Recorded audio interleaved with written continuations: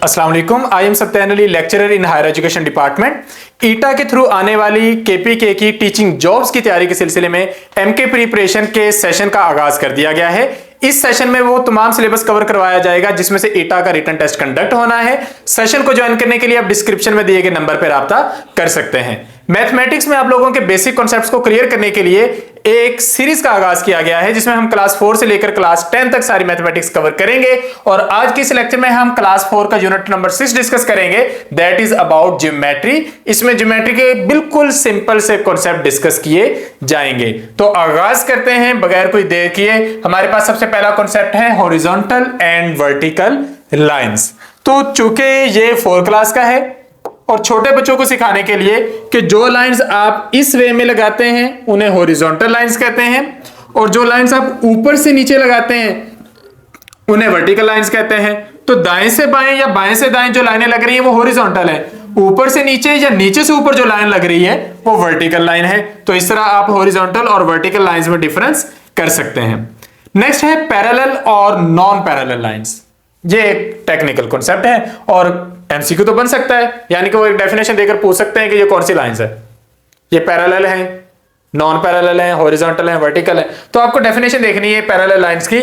ऐसी दो लाइंस जो हमेशा साथ साथ चले और किसी भी पॉइंट पर वो आपस में ना मिले, उनके दरमियान डिस्टेंस सेम रहे, उन्हें पैरेलल लाइंस कहते हैं। जिस तरह रेल की पटरी में दो जो पटरियां होती हैं उनके दरमियान डिस्टेंस कभी भी चेंज नहीं होता, वो साथ साथ चलती जाती हैं जब तक कि स्टेशन ना आ जाए। तो जहां तक साथ चलती हैं तब तक हम उन लाइंस को पैरेलल लाइंस कहेंगे।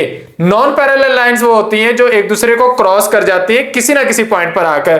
तो हम कुछ पैरेलल और नॉन पैरेलल लाइंस ड्रा करके देखते हैं। तो हमारे पास यहां पे हम इसमें ड्रा करते हैं पैरेलल लाइंस, तो ये कहीं ना कहीं पैरेलल ही होंगी। चले, हमने एक कोशिश की है। ये हमारे पास पैरेलल लाइंस हैं क्योंकि इनका जो डिस्टेंस होता है वो सेम रहता है। इसके मुकाबले में नॉन पैरेलल लाइन क्या होती है कि एक लाइन ये है, दूसरी लाइन ये इस डायरेक्शन में जा रही है। इसने एक तो डिस्टेंस चेंज हो रहा है और फिर इसने किसी ना किसी पॉइंट पर जाकर इससे मिल जाना है। तो ऐसी लाइंस हमारे पास कहलाती हैं नॉन पैरेलल लाइंस। तो यकीनी तौर पर आप समझ गए होंगे कि पैरेलल और नॉन पैरेलल लाइंस क्या होती हैं। तो हमारे पास पैरेलल लाइंस की डेफिनेशन क्या बनेगी कि the lines which never meet each other and where distance between them always remains the same are called parallel lines। इसके मुकाबले में नॉन पैरेलल क्या है? ऐसी लाइंस जो कि एक दूसरे को इंटरसेक्ट करती हैं किसी ना किसी पॉइंट पे, वो नॉन पैरेलल लाइंस कहलाती हैं। तो यहां पर आप देख सकते हैं पैरेलल लाइंस कौन सी, नॉन पैरेलल कौन सी हैं। ये हमारे पास पैरेलल लाइंस हैं, ये हमारे पास नॉन पैरेलल हैं, ये हमारे पास पैरेलल लाइंस हैं, फिर हमारे पास ये नॉन पैरेलल है, ये पैरेलल है और ये नॉन पैरेलल है। ये यहां पर मिल रही हैं, ये यहां पे और ये यहां पे। तो जो लाइंस मिल रही हैं वो नॉन पैरेलल हैं, बाकी की क्या है? पैरेलल लाइंस हैं। तो आपने यकीनी तौर पर ये एक डेफिनेशन सीखी। नेक्स्ट कॉन्सेप्ट है एंगल का। एंगल ये है कि नॉन पैरेलल लाइन जहां पर एक दूसरे के साथ मिलती हैं तो वहां पर उनके दरमियान जो हमारा कनेक्शन बनता है उसको हम एंगल कहते हैं। When two non-parallel lines interact each other, different angles are formed at some common point। तो जिस पॉइंट पर वो एंगल बनता है उसको हम पॉइंट O से शो करते हैं, और यहां पर इनके दरमियान यू एंगल बन रहा है या इसके दरमियान यू एंगल बन रहा है। यानी कि हम एंगल्स चेक कर सकते हैं अगर हमारे पास दो लाइंस एक दूसरे को किसी पॉइंट पर इंटरसेक्ट कर सकती हैं। ये एंगल्स कई तरह के होते हैं, हमने सबको बारी बारी देखना है। अब यहां पे हमारे पास दो लाइंस हैं, एक OA है, एक OB है, ये O वाले पॉइंट पर मिली हुई हैं। तो इनके दरमियान ये जो बन रहा है ये एंगल बन रहा है, A और B लाइन के दरमियान एंगल बन रहा है और इसको हम एंगल के साइन से शो करते हैं। इस तरह का सिंबल होता है एंगल का। तो पेपर में क्वेश्चन हो सकता है which of the following is symbol of angle. तो आपके पास सिंबल इस तरह का हो सकता है कि ये बताएं ये सिंबल है या फिर ये है, या आपके पास ऐसे है, या फिर आपके पास ये सिंबल ऐसे है।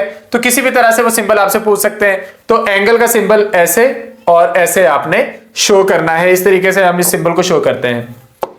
अच्छा, नेक्स्ट है मुख्तलिफ एंगल्स को मेजर करने के लिए आप क्या करेंगे। एंगल्स को मेजर करने के लिए ज्योमेट्री में एक इंस्ट्रूमेंट यूज होता है जिसे प्रोट्रैक्टर कहते हैं। ये हाफ सर्कल होता है ऑलमोस्ट। अब ये देखें, ये हाफ सर्कल है। इस हाफ सर्कल में टोटल 180 डिग्रीज आती हैं। क्योंकि एक कंप्लीट सर्कल के अंदर 360 डिग्री एंगल होता है, जबकि हाफ सर्कल में उसका हाफ यानी कि 180 डिग्री एंगल होता है। तो हम इस प्रोट्रैक्टर को यूज करते हुए मुख्तलिफ लाइंस के दरमियान एंगल को मेजर कर सकते हैं। इसके सेंट्रल पॉइंट को हम ओ का नाम देते हैं, सेंटर पॉइंट का नाम, और इस पर दो हमारे पास स्केल होते हैं, एक आउटर स्केल होता है, एक इनर स्केल होता है, और इसमें हमारे पास जो नीचे लाइन होती है उसको हम बेस लाइन कहते हैं। कहने को ये सादा सी बातें हैं, लेकिन ये आपके लिए एमसीक्यू के तौर पर आ सकती हैं। एक प्रोट्रैक्टर के टोटल कितने पार्ट्स होते हैं? एक प्रोट्रैक्टर के 180 स्मॉल पार्ट्स होते हैं, जिनमें से हर पार्ट को हम 1 डिग्री कहते हैं। तो आप कह सकते हैं कि एक प्रोट्रैक्टर के अंदर 180 डिग्रीज होती हैं। ये ऊपर डिग्री का साइन है जो मैंने बनाया है।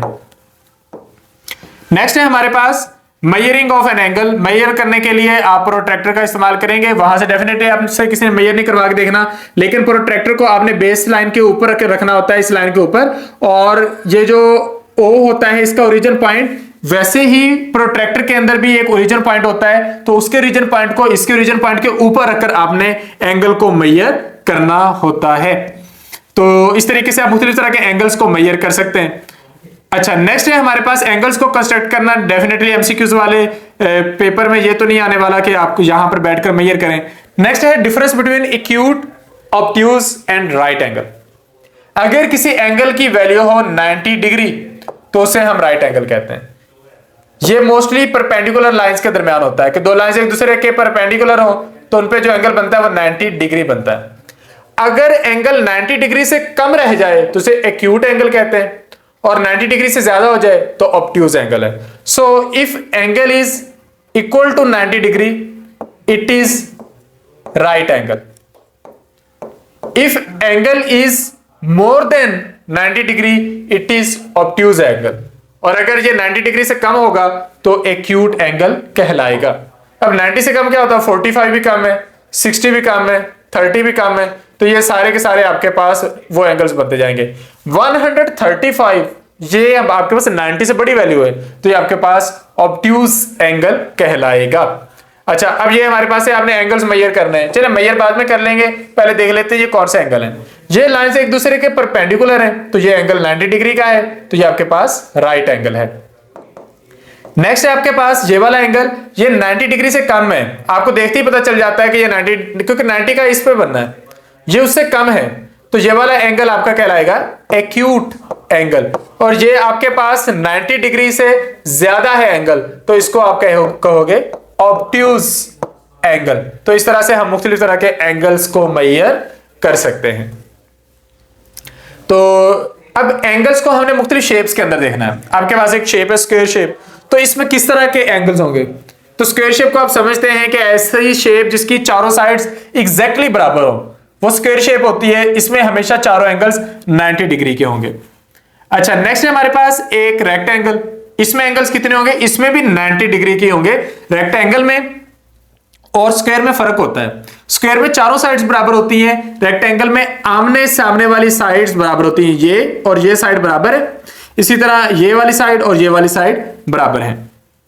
तो यहां पे हम एक एक्सरसाइज में देखते हैं, right the names and types of angles in the following. हमने इन एंगल्स के नाम लिखने हैं। तो ये आपके पास 90 डिग्री का बन रहा है, ये राइट एंगल है। ये आपके पास 90 डिग्री से कम बन रहा है, एक्यूट एंगल है। ये आपके पास 90 डिग्री से ज्यादा बन रहा है, तो ये आपके पास ऑब्ट्यूज एंगल है। ये फिर 90 डिग्री से कम बन रहा है, ये भी एक्यूट एंगल है। तो हम अपना टाइम बचाने के लिए ए आर ओ इस तरह की चीजें लिख रहे हैं। इन एंगल्स को मेजर करें। यहां पे डेफिनेटली हमने मेजर तो नहीं करना, डायग्राम कंस्ट्रक्ट करें। Measure the angles in the following figures. In angles को मेजर करें। मेजरमेंट्स डेफिनेटली अभी हमने यहां पे नहीं करनी।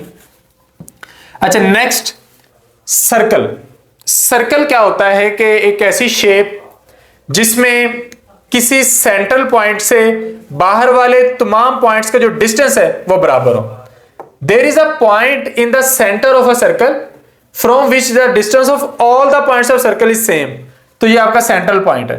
अब ये चूंकि सेंट्रल पॉइंट है तो इससे इसका डिस्टेंस भी उतना है, इसका डिस्टेंस भी उतना है, इसका डिस्टेंस एक्चुअली इसका डिस्टेंस भी उतना ही है और इसका डिस्टेंस भी उतना है। आप इसे किसी भी लिहाज से देखेंगे, इसका डिस्टेंस हर तरफ एक बराबर ही बनेगा, तो इसको हम सेंटर पॉइंट का नाम देते हैं। सर्कल में एक और चीज सीखने वाली होती है, दैट इज रेडियस।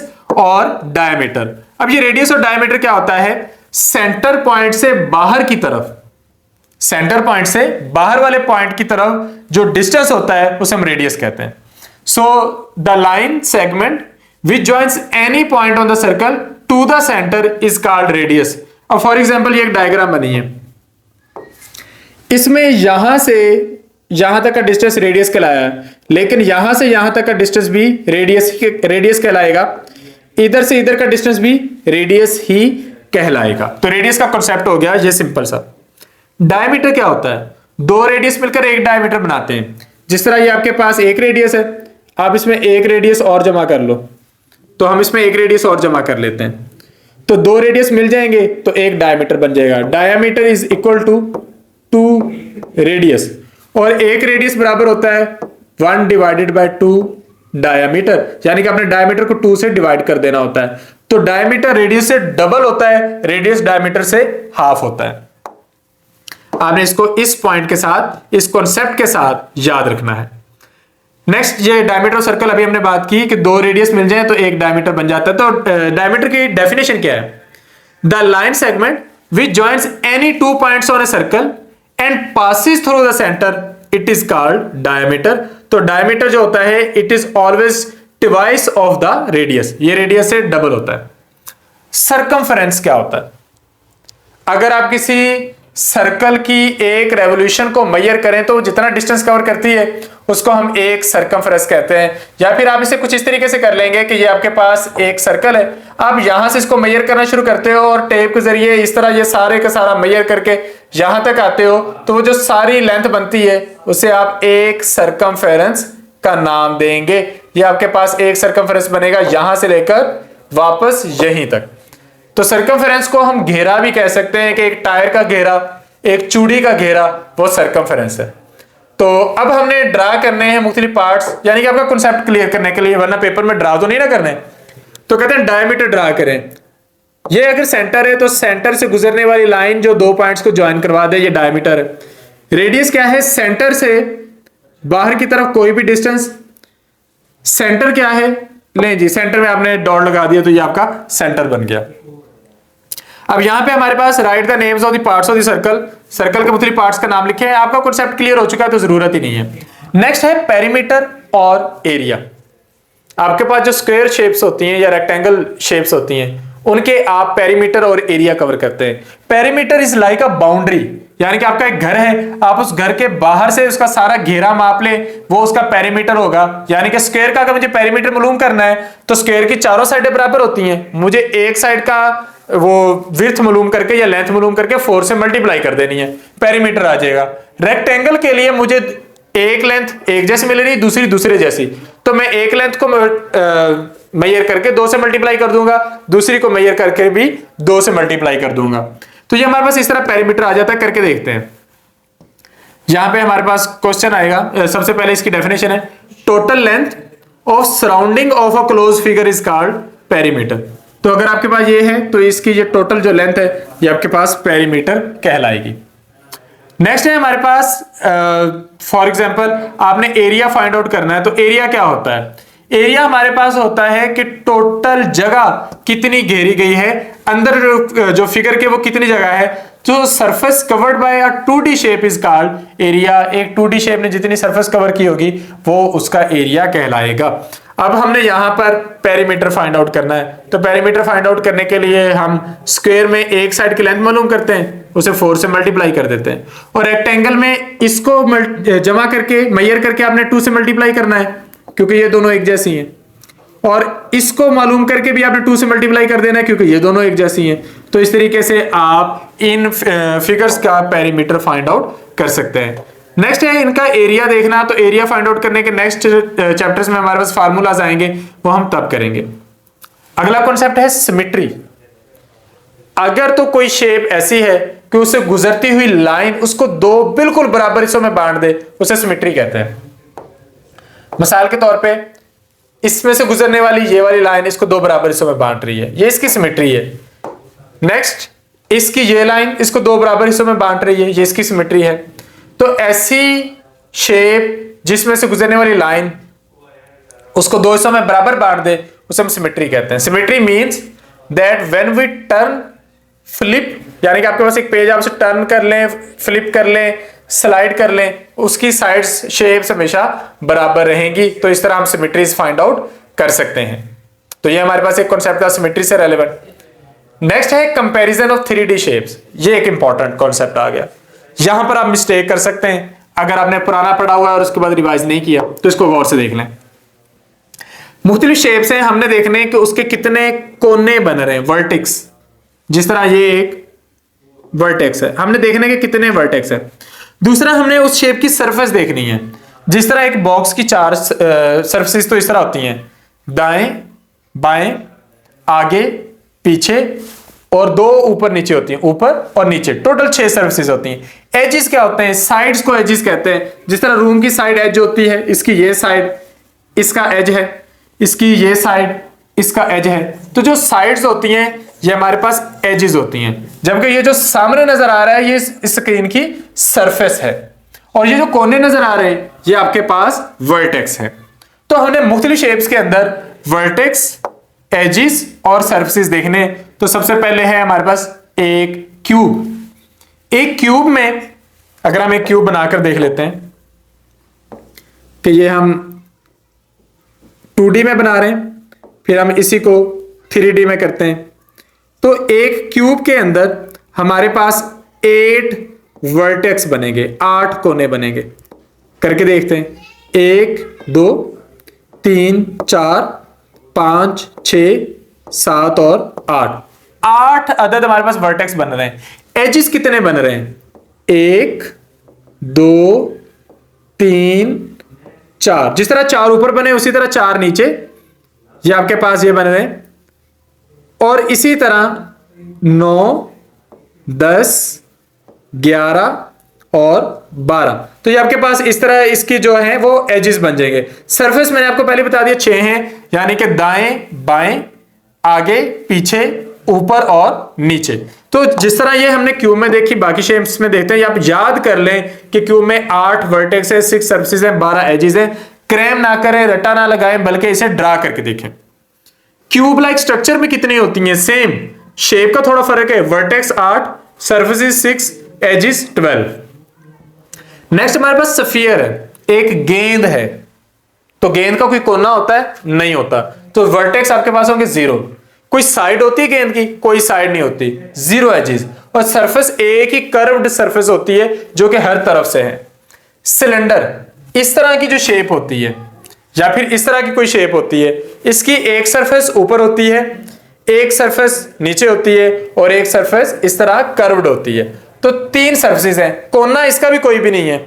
और एजेस, इसके 2 एजेस हैं, एक एज ऊपर बनेगा और एक एज नीचे बनेगा। हम बना के देख लेते हैं।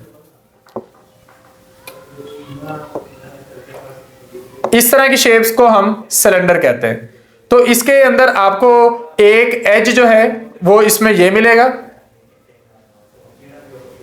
और एक एज आपको ये मिलेगा। ये जो गुलाई है, गुलाई में एज नहीं मिलना आपको। ये वाली गुलाई, इसमें आपको एज नहीं मिलना। तो ये आपके पास बगैर किसी एज के स्ट्रक्चर होगा। इस हिसाब से 0 वर्टेक्स, 3 सरफेसेस और 2 एजेस। कोन की बात करें तो एक कोन में एक वर्टेक्स बस ऊपर ही है, सरफेस एक इस तरह आ रही है और एक नीचे से आ रही है। 2 सरफेसेस, एज इसमें एक आ रहा है, किनारा जो है वो एक ये नीचे वाली साइड से इस तरह बन रहा है। सेंटर में सरफेस है और बाहर की तरफ एज है। फिर एक पिरामिड है। अच्छा, इसमें यह भी याद रखिएगा कि कर्व है या सिंपल है आपके पास। तो कर्व्ड होते हैं स्फीयर में भी और कोन में भी। एक पिरामिड है, आपने एक जगह सिलेक्ट की, जगह स्क्वायर शेप में है, और फिर आपने उसको इस तरह डिजाइन किया कि इस तरह दीवार बनाई और इधर से इस तरह दीवार बनाई, तो आपके पास पिरामिड बन जाएगा। पिरामिड में 4 कोने नीचे बनेंगे, एक ऊपर 5, इसी तरह 5 सरफेसेस बनेंगी, 4 इस तरह और एक नीचे, और 8 एजेस बनेंगे, यानी कि 4 एजेस नीचे इस तरह और 4 ऊपर की तरफ जा रहे हैं। हर साइड से एक एक साइड ऊपर जा रही है। That will be 8 edges. तो इस तरह हम पिरामिड के अंदर फाइंड करते हैं 5 वर्टेक्स, 5 सरफेसेस और 8 अदद एजेस। तो कहते हैं इनके नाम लिखें और इनके वर्टेक्स, एजेस और सरफेसेस बताएं। तो क्यूब है, रेक्टेंगल है, सिलेंडर है, स्फीयर, पिरामिड और कोन। अच्छा, अब ये एक टेबल है बहुत इंपॉर्टेंट, इसको हम जरा करके देखते हैं। हमने फाइंड आउट करने हैं ये चीजें इन शेप्स के अंदर, वर्टेक्स, एजेस, सारी चीजें। तो स्फीयर में वर्टेक्स नहीं है, कोई कोना नहीं है, इसमें सरफेस एक है। अच्छा, सरफेस भी हमने देखनी है कि किस तरह की सरफेस है और उसकी शेप भी बतानी है। तो इसमें हमारे पास जो सरफेस है वो एक है, कोना नहीं है, एज नहीं है, और जो शेप है वो कर्व्ड है। इसके अंदर अगर आप देखें तो आपको 4 कोने नीचे, एक ऊपर, 5 कोने मिलेंगे। इसी तरह आपको 4 इसकी साइडें ऊपर की तरफ मिलेंगी, 4 सर्फेसिस, और एक सर्फेस नीचे, 5 सर्फेसिस मिलेंगी। और एज 4 नीचे हैं, 1 2 3 4, ये 4 नीचे हैं और 4 ऊपर जा रहे हैं, तो 8 आपको एजेस इसके मिल जाएंगे, वो हर एक साइड से। अच्छा, तो आपके पास इसकी सर्फेसिस कितनी आ गई? नीचे 1, 4 ऊपर 5। अच्छा, सिलेंडर में वर्टेक्स नहीं है, इसमें एजेस, एज कितने हैं? एज एक ऊपर है, एक नीचे है, तो 2 एजेस हैं। जबकि सरफेस इसके अंदर हमें एक ये मिल रही है कर्व्ड, एक ऊपर से फ्लैट है, एक नीचे से फ्लैट है, टोटल 3 अदर सर्फेसेस हैं। तो जिस तरह हमने इनको किया, आप बाकियों को भी करके देख सकते हैं और इन सब के अंदर हम चीजें फाइंड आउट कर सकते हैं। कहते हैं 0 वर्टेक्स है, 3 सर्फेसेस हैं, 2 एजेस हैं, बताइए कौन सी शेप है? वर्टेक्स नहीं है, इसमें तो है, इसमें भी है, इसमें नहीं है। ले जी, पहले पॉइंट पे पकड़ा गया। 8 वर्टेक्स देखने हैं, इसमें वर्टेक्स नहीं है। इसमें हमारे पास वर्टेक्स 1 2 3 4, जिस तरह 4 ऊपर है 4 नीचे होंगे। इसमें वर्टेक्स 5 हैं, ये हमारे पास, और एक इधर पीछे होता है 5। तो हमारे पास 8 वर्टेक्स है, तो राइट आंसर ये होगा। तो अगर आपने पीछे अपना कॉन्सेप्ट क्लियर किया है तो आप यहां पर इनको भी फाइंड आउट कर सकते हैं कि किस शेप या किस सर्फेस के अंदर कौन सी वैल्यूज कितनी तादाद में पाई जाती हैं। अब हमने एक एक्सरसाइज करके देखनी है कि the lines which keep going straight and never meet, they are called parallel lines. There are dash small parts in a protractor, एक प्रोट्रैक्टर के अंदर 180 पार्ट्स होते हैं। जब हॉरिजॉन्टल और वर्टिकल लाइंस इंटरसेक्ट करेंगी तो कौन सा एंगल बनाएंगी? राइट एंगल, क्योंकि वो एक दूसरे के परपेंडिकुलर आएंगी। तो यहां पर जो एंगल बनेगा वो 90 डिग्री का एंगल बनेगा, that will B right angle. कहते हैं अगर कोई एंगल किसी खास वैल्यू से कम हो तो उसे एक्यूट एंगल कहते हैं। भाई 90 डिग्री से कम होना जरूरी है एक्यूट एंगल होने के लिए। एक सर्कल की बाउंड्री को क्या कहते हैं? Circumference. Surface covered by a closed figure is called, जितनी जगह उसने घेर ली है वो एरिया कहलाएगी। लाइन ऑफ सिमेट्री, सिमेट्री की लाइन किसी भी फिगर को कितने हिस्सों में डिवाइड करती है? 2 बराबर हिस्सों में, तो that will be line of symmetry. अच्छा, in circle the parallel lines from the following, हमने यहाँ पे पैरेलल लाइन को इनसर्कल करना, तो ये पैरेलल है, ये नॉन पैरेलल, वो भी नॉन पैरेलल है। ये हमारे पास एक्यूट एंगल है, ऑब्ट्यूज है, ये अगेन हमारे पास एक्यूट एंगल है। फिर मुख्तलिफ एंगल्स को ड्रा करने का जिक्र है, वो अभी हमने यहाँ पे ड्रा करके नहीं देखने, क्योंकि आपका पेपर आना है एमसीक्यूज के फॉर्मेट में, तो हमारी नेक्स्ट जो तैयारी होगी वो एमसीक्यूज के अकॉर्डिंग ही होगी। तो यहां पर हम इस लेक्चर का इख्तिताम करते हैं। उम्मीद है आपको अच्छी समझ आई होगी। फिर भी अगर आपको कोई क्वेश्चन हो आप कमेंट सेक्शन में पूछ सकते हैं, और मजीद बेहतर तैयारी के लिए, अपनी टेस्टिंग के लिए, हर एक चीज को कैलकुलेट करने के लिए और बार बार प्रैक्टिस करने के लिए आप लोग हमारा सेशन ज्वाइन कर सकते हैं। सेशन का आगाज कर दिया गया है, 3 मंथ्स में आपको कंप्लीट तैयारी करवाई जाएगी और ईटा का सारा सिलेबस कवर करवाया जाएगा। वीडियो का एंड तक देखने का शुक्रिया। Thank you. Allah Hafiz.